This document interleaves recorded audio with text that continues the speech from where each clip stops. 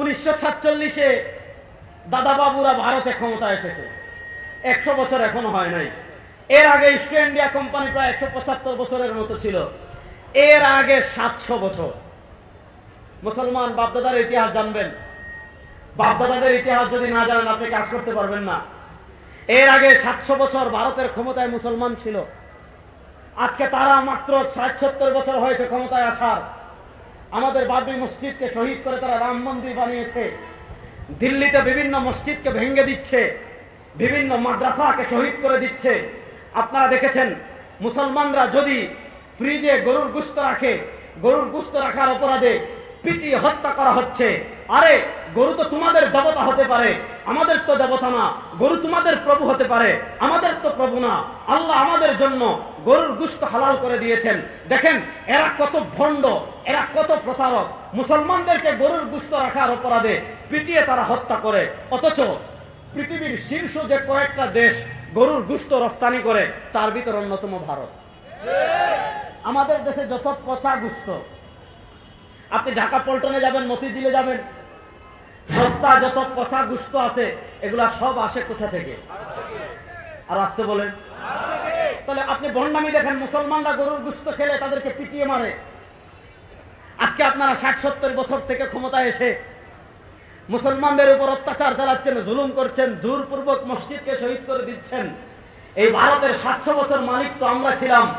আমাদের ইসলাম যদি ধর্মীয় সাম্প্রদায়িকতা শিখাতো, আমাদের ইসলাম যদি জোরপূর্বক কাউকে মুসলমান বানানো শিখাতো, তাহলে আমরা যদি 700 বছর প্রত্যেক একদিন একজন হিন্দুকে জোর করে মুসলমান বানাইতাম, ভারত উপমহাদেশে হিন্দুদের নাম নিশানা থাকতো না।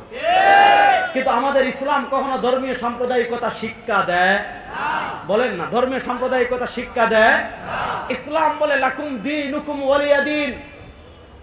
দেখেন আমাদের দেশে যারা গির্জায় নাচানাচি করে, আমাদের দেশে যারা পূজায় নাচানাচি করে, আমাদের দেশে যারা ক্রিসমাস ডে পালন করে, দেখবেন মুসলমান নাম হয়ে মন্দিরে যায়, মুসলমান নাম নিয়ে গির্জায় যায়, মুসলমান নাম নিয়ে ক্রিসমাস ডে পালন করে। আর দলিল দিবে কি? আল্লাহ কোরআনে বলেছেন লাকুম দীনুকুম ওয়ালিয়া দীন। লাকুম দীনুকুম ওয়ালিয়া দীন শুদ্ধ করে পড়তে পারে না। দলিল দেখি আল্লাহ বলেছেন লাকুম দীনুকুম ওয়ালিয়া দীন, তাদের ধর্ম তাদের, আমাদের ধর্ম আমাদের। আল্লাহ এটা দ্বারা এটা বুঝান নাই যে আপনি হিন্দুদের মন্দিরে যাবেন, গির্জায় যাবেন, ক্রিসমাস ডে পালন করবেন না। লাকুম দীনুকুম ওয়ালিয়া দীনের সহি ব্যাখ্যা আজকে আপনাদেরকে শিখিয়ে যায়। লাকুম দীনুকুম ওয়ালিয়া দীন মানে ধর্ম নিরপেক্ষতা না। লাকুম দীনুকুম ওয়ালিয়া দীন মানে ধর্ম যার যার উৎসব সবার না। লাকুম দীনুকুম ওয়ালিয়া দীন মানে কি? এটা এই আয়াতের শুরুর দিকে থাকালে এটার ব্যাখ্যা আপনি পরিষ্কারভাবে বুঝে যাবেন। এটার ব্যাখ্যা কি? আল্লাহ তার হাবিবকে বলেন কুল ইয়া আইয়ুহাল কাফিরুন, ও আমার হাবিব আপনি সারা দুনিয়ার কাফেরদেরকে বলে দিন, ও আমার হাবিব আপনি সারা দুনিয়ার মুশরিকদেরকে বলে দিন লা আবুদু মা তা'বুদুন। আরে মক্কার কাফেরেরা, তোমরা ইবাদত করো লাতের, তোমরা ইবাদত করো মানাতের, তোমরা ইবাদত করো হুবালের, তোমরা ইবাদত করো উজ্জার, তোমরা ইবাদত করো মূর্তির, তোমরা ইবাদত করো তারকা, তোমরা ইবাদত করো সূর্যের, তোমরা ইবাদত করো চন্দ্রের, তোমরা ইবাদত করো গাছের, তোমরা ইবাদত করো পাথরের, তোমরা ইবাদত করো আগুনের, তোমরা ইবাদত করো নেতা। মুসলমান ইবাদত করে একমাত্র কার? বলেন না, মুসলমান ইবাদত করে একমাত্র কার?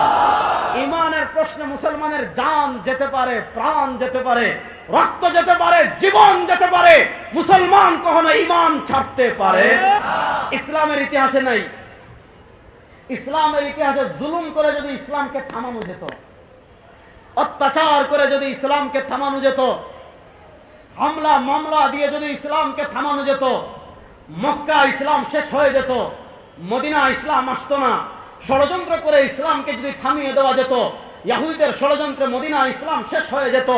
সুপার পাওয়ার দিয়ে যদি ইসলামকে থামানো যেত, কিসরা কায়সার রোমানরা ইসলামকে থামিয়ে দিত, মক্কার সুপার পাওয়াররা ইসলামকে থামাতে পারে নাই, মদিনার ইহুদিরা ষড়যন্ত্র করে ইসলামকে থামাতে পারে নাই। তৎকালীন পৃথিবীর পরাশক্তি কিসরা কায়সার ইসলামকে থামাতে পারে নাই। বুঝা গেল সুপার পাওয়ার বলেন, ষড়যন্ত্র বলেন, শক্তি বলেন, কোন কিছু দিয়ে ইসলামকে থামাতে পারবেন না। যারা থামাতে চাইবেন হারিয়ে যাবেন, বাংলাদেশে ইসলাম থাকবে ইনশাআল্লাহ। কখনো শক্তি জুলুম অত্যাচার দিয়ে ইসলামকে থামানো যায় না।